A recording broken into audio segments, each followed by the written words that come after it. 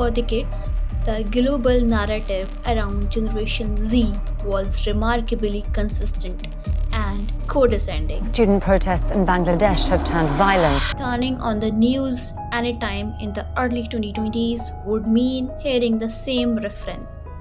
This generation was fragile, entitled, glued to their screens. A group more comfortable posting memes than participating in real change. Political commentators dismiss them as digital spectators rather than future leaders. But history has a habit of humbling certainty. Looking back from December 2025, the irony is unmistakable. The very tools used to mock this generation, their smartphones, encrypted apps, and meme culture, became the instrument that dismantled some of the most entrenched political system of our time.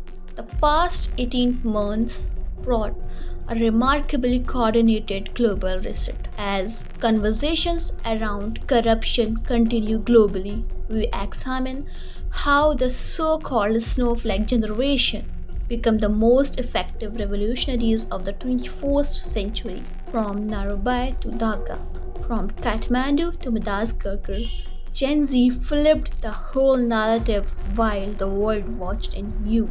Let's take a look at some examples to understand how and why this happened.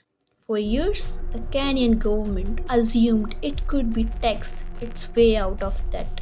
While the political elite lived comfortably.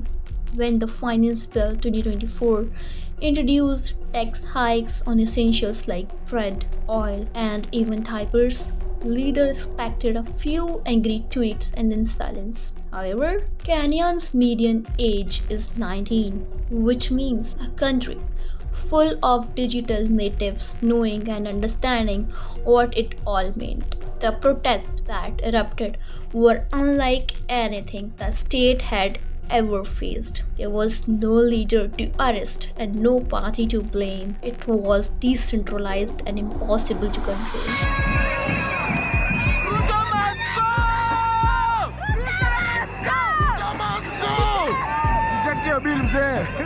Young Kenyans use hashtags like Reject Finance Bill 2024 to turn social media into a national command center. When police fired tear gas, protesters used an app called Zello to coordinate movements in real time. They even stormed parliament, setting part of it on fire minutes after the bill passed. The message that landed was you can't starve a generation and expect obedience. The government withdrew the bill. It was a partial win, but a global signal that a leaderless generation could bring a government to its knees. Going on near the Language Martyrs Memorial, the large number of students have gathered here.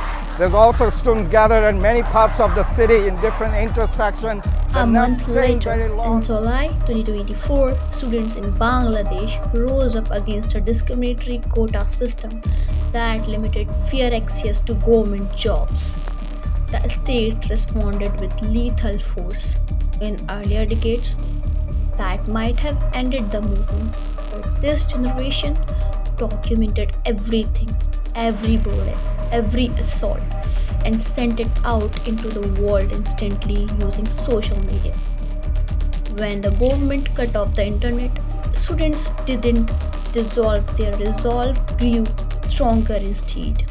They organized offline through word of mouth and local networks, transforming their demands into a single uncompromising point. The Prime Minister, Sheikh Hasina, had to resign. The cost of all this was unimaginable. More than 1,000 people were killed, but on August 5th, during the long march to Dhaka, millions defied a military curfew and marched straight to the Prime Minister's residence. Sheikh Hasina fled by helicopter. Pictures of students relaxing inside the presidential palace spread worldwide. An entrenched regime had fallen, not by political negotiation but by raw force of a generation with nothing left to lose. And then in 2025, Nepal was forced to confront the consequences of its own wrongdoings.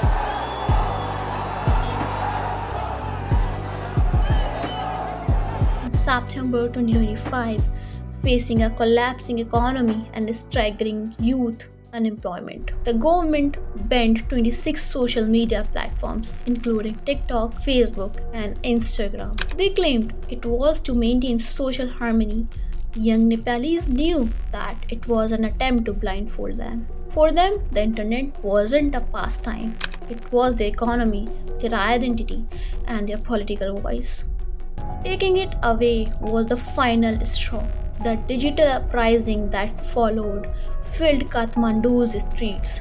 The protests were relentless. Within weeks, the Prime Minister resigned. Nepal showed the world that in 2025, digital rights are viewed as basic human right and violating them is political suicide. In October 2025, Madagascar came under an unexpected surge of scrutiny from its own youth. As corruption scandals rocked the presidency, protesters didn't rally behind party flags. They waved the straw hat flag from the enemy one piece. To older leaders, it was absurd to look at a pirate flag at a revolution, but to the youth, it was a perfect symbolism. A rebellion against a corrupt world government that silences the powerless. It united them instantly. And when the military was ordered to fire on protesters, multiple units refused. The soldiers were closer in age and culture to the protesters than to their commanders. In the end, the government collapsed under the weight of its own disconnect. And the scale of this rage goes beyond the four nations. In Morocco, the Gen Z 212 movement erupted. Over hundreds of millions spent on lavish football stadiums while healthcare crumbled. In Indonesia, youth protests target a massive unfair housing allowance for parliamentarians, seeing it as a proof of elite greed.